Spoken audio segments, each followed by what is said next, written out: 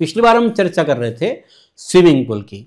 आज हम बैंक में क्या वास्तु नियम देखने चाहिए इस पर बात करेंगे। बैंक एक महत्वपूर्ण स्थान है। दैनंदिन के कार्यों को बैंक के माध्यम से किया जाता है। बैंक की सुरक्षा और खुशहाली उसके खाता धारकों के लिए बहुत ज़्यादा आवश्यक होती है।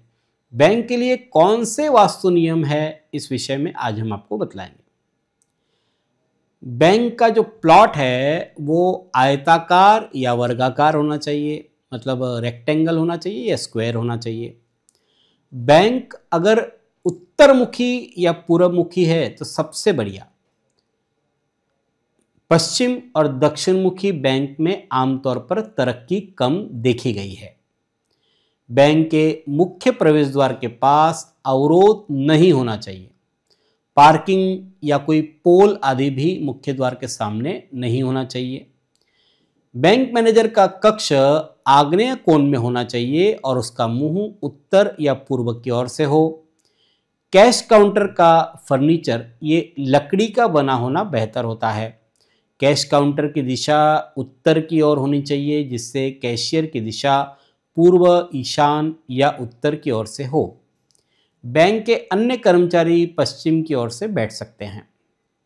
बैंक की तिजोरी जिसमें सारी कैश जमा होती है वो दक्षिण में या नैऋत्य कोण में रखे और उत्तर की ओर से खुले। पानी की व्यवस्था ईशान कोण में करे और यदि संभव न हो तो ईशान कोण में कुछ न कुछ जल का पात्र भर करके रख दे तो वो भी चलेगा। बैंक का कबाड़ या जो अनुपयुक्त सामान है वो नैऋत्य कोण में रखे। बैंक के प्रयोग में आने वाली जो स्टेशनरी है वो वायव्य दिशा में रख सकते हैं।